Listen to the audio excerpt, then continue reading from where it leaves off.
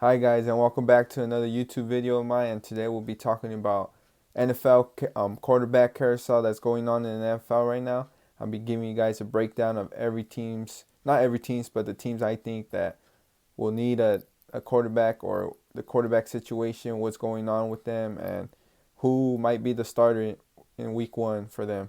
Also, I'll be talking about NBA, going over some of the top teams, who's the MVP, and who I think will be a second half team to watch. Also, I'll be talking about UFC 259. It went down this past Saturday. If you guys didn't see it, it was a little bit crazy, and I'll be going over that too. So let's get into it. First, I want to say the quarterback carousel in the NFL started since the some teams ended the season by not making the playoffs, and especially after the playoffs, it got heated, man. So as you guys seen yesterday, Dak got paid, so they'll get into that when I get to the Cowboys. So for the Atlanta Falcons, I'll say I think they will stick to Matt Ryan because he has a cannon, man. No doubt about that. And this team, he is not the problem for this team. The problem for this team is the defense, and I only think the quarterback change that will happen with that team is maybe drafting Justin Fields in the draft, but I believe Matt Ryan will be the starter. For the Panthers, there's been a lot of reports that they're done with Teddy Bridgewater. I don't understand why, if they just signed him to a 3-year contract last year. But unless they could upgrade like a guy like Deshaun Watson, they're planning to go all in on him. So if you could get a guy like that, of course you upgrade. But Teddy Bridgewater is a great quarterback, not a great quarterback, but a good quarterback, above average. And even if he does stay, I think he'll do good. The Bears, let me talk about the Bears, man. I don't even know what they're doing.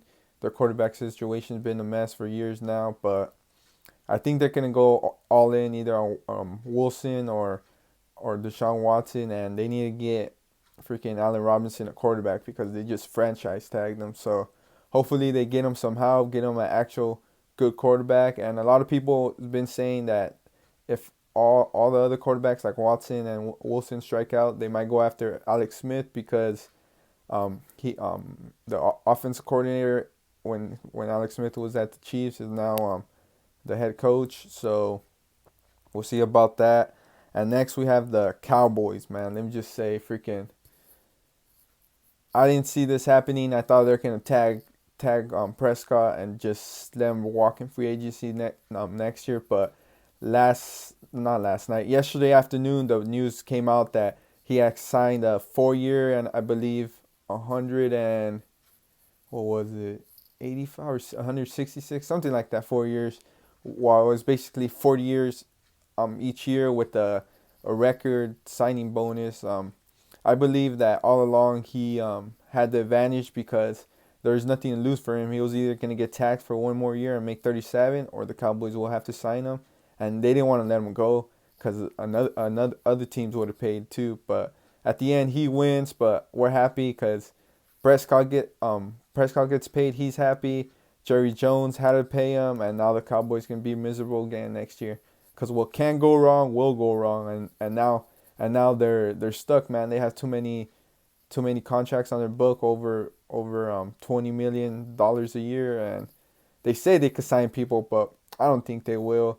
And same old every year. What can go wrong, could go wrong, will go wrong for them, and I'm just glad that Dak Prescott got paid, and so many people are. Next to the Saints situation, I believe that Drew Brees is gonna retire. He should retire, man. He had a great career, but man, this past year he couldn't throw the ball past like 20 yards for nothing. So my belief is that they will sign Jameis Winston and he'll be the starter for 2021. But Wilson did mention that Saints were on the list of one of his teams that if he would get traded, will go to. So the Saints could go that way too, but the more realistic thing, because of their negative cap this year, will be to just re-sign Jameis Winston and make him the starter. For the next team is the 49ers, and the Niners, man, all their fans say Jimmy G is a great quarterback. I don't think he's a great quarterback. He's a good quarterback. He's a game manager, but he's not the answer in San Francisco. And I believe the general manager and the coach Shanahan know that, and I read a report that they're actually talking to the Panthers to see if they could get Teddy Bridgewater. I don't know if that's just to compete with Jimmy G, just like the Raiders did. They're bringing in Marcus Mariota to compete with Derek Carr, but there's been talks between them to see if they could get Teddy Bridgewater over there. But a more realistic thing, I believe, would be drafting a quarterback, which they should draft Mac Jones because believe it or not, he fits the Shanahan system better. Shanahan had Matt Ryan over there with a big arm. He was not very athletic, and that's what Shanahan likes. So I could see that happening with them taking Mac Jones in the draft. But Jimmy G's not the answer, man. And once they figure out this quarterback situation, even if they could get Deshaun Watson, man, if they could get Deshaun Watson, they're going to be a contender. Once they get that quarterback position figured out, because that defense is something else when they're all together. For Seattle, oh man, they just keep pissing off on Wilson, but this man gets sacked a lot. He has to run around and make things happen, and he's not liking it anymore. He's 32 years of age, and he's realized I can't be taking these hits if I want to play, like he said, into his 40s. But I believe that he will be the starter for the Seahawks in 2021. I don't think they'll trade him, but you never know, man. If Pete Carroll, when he wants to get rid of a player because they've been talking too much, you've seen it happen with Earl Thomas, Sherman, even people say Marshawn Lynch. So if he gets too much of Wilson, he'll probably trade him. And next we have the number one team, not the number one team, but they have the number one pick in the Jacksonville Jaguars, and I believe that they will take Trevor Lawrence. But my thing is they should go out and try to get a quarterback like Deshaun Watson, man. They should trade their draft capital for for Deshaun Watson. Many say, man, that's too much money. No, they have the cap space for that, and you have a quarterback that you know for sure is a great quarterback in the NFL. With Trevor Lawrence, all his potential and everything to be great is there, but with Deshaun Watson, you know he's gonna be great for you, and he's young. He's only 25 years of age, and people say, well, Lawrence is 5 years older. Well, man, like it's not like he's 30 and Watson's 35. He's 25, man. He will give you 10 great years and still probably be elite after that. So I think they should go after Deshaun Watson and trade their draft capital because they have a lot of cap space too. But we'll see what Urban Meyer does, and we'll see. But I believe they'll just end up taking Trevor Lawrence at 1. And next we got my Raiders. Yup, you see it right here, the Las Vegas Raiders. There's been a lot of talks about going on with Derek Carr and will he be the quarterback next year? I believe so. The only thing that would change my mind is if they get a guy like Deshaun Watson. That's the only guy I would trade Derek Carr for. There's been a lot of talks about getting Russell Wilson over there, but the reason I don't like that because he's about 32 and Deshaun Watson's 25, and his contract is outrageous. They'll just cost us money, and our offense is not the problem. Our problem is our defense. So the only guy I would trade Derek Carr for is Deshaun Watson. We've been releasing a lot of guys too, so I don't know if that's to help the defense or maybe we're making a move towards Wilson or Watson. But the only guy I'll trade will be for Deshaun Watson. Next we got the Miami Dolphins, man, and it's been tricky for them because they barely drafted a guy in Tua Tagovailoa last year, I believe with the 5th overall pick, but they don't believe in this guy. You could tell because they kept pulling him out of games late last year and putting Fitzmagic in. But I just believe he will get better as time comes. You know, it was only his first year, but if I was them, I would try to trade for Deshaun Watson as well. I know Tua could be something in the future, but in the NFL, it's about business, and Deshaun Watson gives you the ability to win now, and he's very young, and they have the cap space and the draft capital to pull off this trade. So I wouldn't be surprised if Deshaun Watson goes to Miami. There's been reports he's been hanging out a lot in Miami this offseason, and his representatives and his people. I believe they're from Miami too. So that kind of helps for whatever it is, but they should try to get him too. And next we have the Jets. Early on, we're hearing that the Jets, oh, they're gonna trade for Watson, but then the general manager said, oh no, Sam Darnold is untouchable. He's our guy. But then recently he came out and said that no, we're taking calls now on Sam Darnold, but the only guy that I would probably trade for Sam Darnold is Deshaun Watson or Russell Wilson, but I don't see that happening. I believe the real shot would be with Watson instead of Wilson because he didn't name that place in his list. But they should go after Deshaun Watson. But Sam Darnold, I don't know why people give him so much heat. His team's been horribly bad, but he's a good quarterback, man. And you see that. You see that in his play.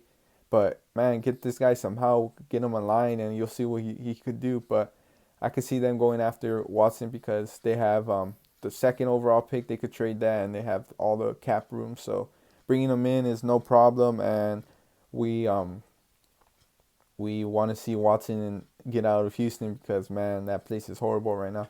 And another thing is the Steelers did reach a contract, a contract with Ben Roethlisberger to restructure it. So he'll bring, I believe it went from 19 to 14 million down on base salary to help him out with his contract and bring him back. But I don't think Big Ben's the answer either. I believe he's done, but he's not finished just yet because I believe if they get him a good line with the running game, it'll open up more of the field, more of the playbook. But like Drew Brees, man, I just think he don't have the talent anymore to throw that ball down the field like he did earlier in his career. But man, we'll see. Maybe if he gets that workout routine going instead of freaking just chugging beers and doing I don't know what, he don't work out in the off season. So hopefully he takes it serious and gives Pittsburgh one more good run and see if he could win a Super Bowl or something.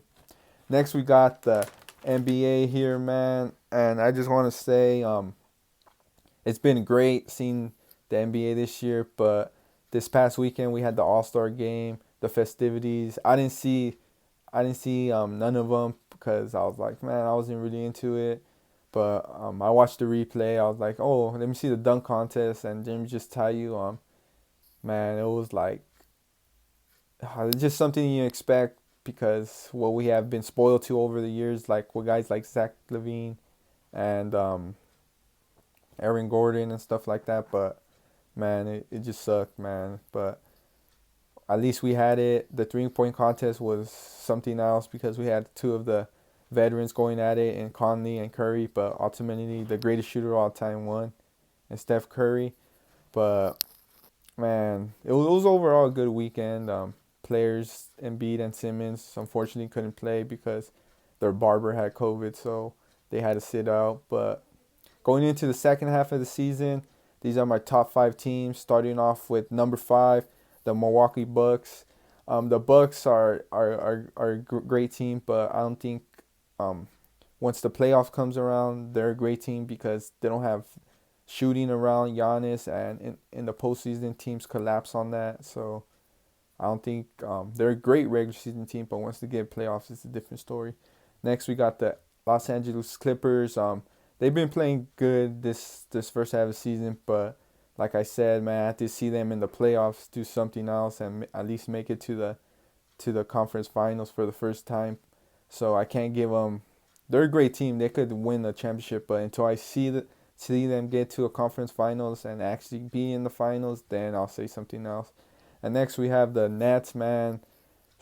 They have that triple duo, not duo because duo is two, but the triple guys over there in Brooklyn, man. But the only thing that sucks, they haven't played a lot together because KD's been hurt. Kyrie got hurt at the end of the first half, but we'll see a lot of them in the second half. But James Harden has been holding it down over there, and he actually brought his name into the MVP conversation lately. So we'll see how that goes. But man, this team is something else because they got shooters, they got freaking guys that could defend in the inside. But it's gonna be up to to the guys in the perimeter to play defense like Kyrie, Harden, if they really want to buy in and win a championship. They just signed Blake Griffin, so I think that's a good add too, because they don't really it's a high risk, high reward type of thing. They didn't really pay that much, but I think Steve Nash and Mike D'Antoni have a lot to do with them being successful, and we'll just see, man. Hopefully we get that finals Nets Lakers, man. And that brings me up to my second team, the Los Angeles Lakers. Um, they of course haven't had Anthony Davis to end the first half, but I think they're playing really well. A lot of people don't understand that this team is tired. They look fatigued at the end because they had the shortest. Them and the Miami Heat had the shortest time to recover and return for the new season. And this All-Star break, I believe, helped them a lot. And they'll come out and win like 6 or 7 in a row to start the second half. And as long as we get in there, man, as long as we're the 1 through 4 seed, I believe the Lakers, with the healthy Anthony Davis, will make it back to the NBA Finals. But the thing is, I believe with Anthony Davis's injury, it's serious. It's like a KD one. I believe he could come back and return for the playoffs. But the thing I'll do is 5 to 10 games left in the regular season, get him his feet going and get him ready for the playoffs. But I believe that it's worse than what people think. It's like KD's injury. Eventually, he's just gonna give out and he's gonna have to get surgery. So hopefully that's not the case. But what my sources been telling me is it's worse than people think. And my number one team in the first half is the Utah Jazz, man. These guys have been shooting the lights out in the first half, man. They could shoot, man. They could shoot. That's all I can say. They have Donovan Mitchell, one of the best point guards in the league.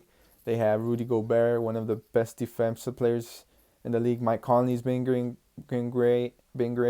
Bogdanovic been great. They just have guys. Their bench comes off and scores. Guys like Jordan Clarkson, a runner. He's running for Sixth Man of the Year, man. He's just been great too. And man, they've been great. But the thing is once the playoffs start, that's a whole different story. They could collapse on them, and we'll just see. Because in the playoffs, it's a whole different animal, man. And we'll just see, man. But my prediction is Nets, Lakers finals. Hopefully we get it. And we'll see what happens. And hopefully, man, we get what we want. And next, we're going to talk about what went down this Saturday, UFC 259. And we had 3 championship fights. The first one being Sterling versus Peter Yan. And let me just tell you, man, in the first round, these two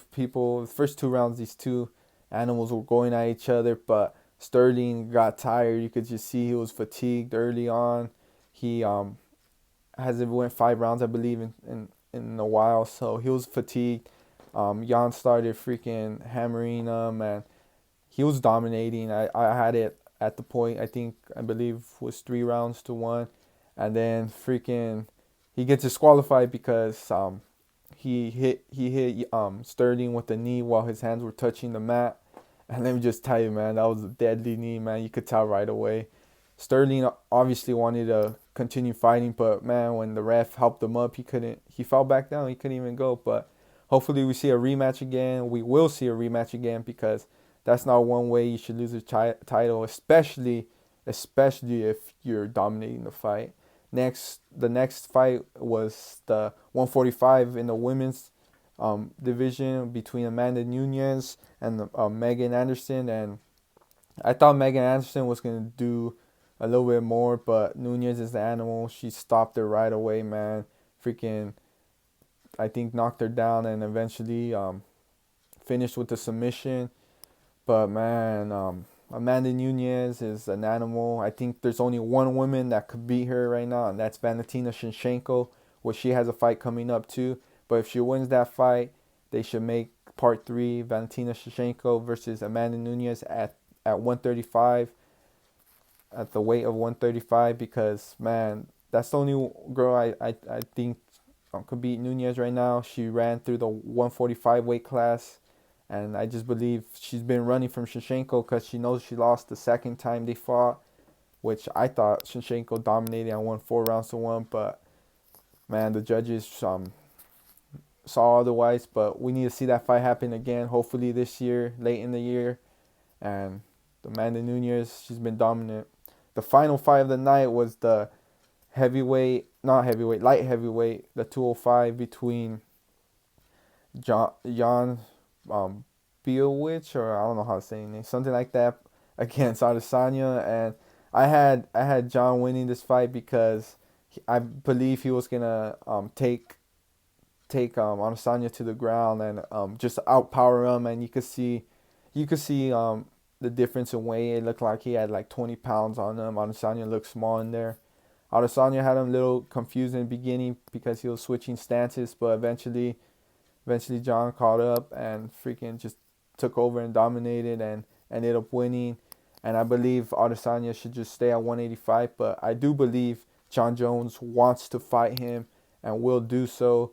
So we'll see that probably happen, but I believe John Jones will dominate him because he's better on the ground, and we'll just see what happens. But a lot of good UFC coming up this Saturday too. We have another great Edwards versus Muhammad, I believe, the main event, and then in a couple weeks we'll have UFC 260. Hopefully that's in Texas because now they're allowing people, and there'll be like a crowd there, and that'll be heavyweights too. It's about to go down, so hopefully you guys check that out. And thanks for watching. Don't forget to like, subscribe, and comment, and go Raiders, man. That's all I gotta say. Thank you.